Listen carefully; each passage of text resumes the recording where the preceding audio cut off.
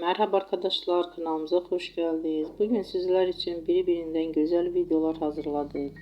Sevilen oyuncularımız Ebru Şahin ve Akın Akın yüzünden güzel ve sempatik fotolar hazırladık. Onlar severek izlediğimiz Hercai dizisinde Reyhan ve Miran karakterlerine hayat vermiştiler. Biz onları birbirine yaraştırıyoruz ve sizler için onların güzel ve romantik karelerini hazırladık. Bu videoların devamlı gelmesini istiyorsanızsa kanalımıza abone olup birbirinden güzel videolar izleyebilirsiniz. Bizden bu kadar.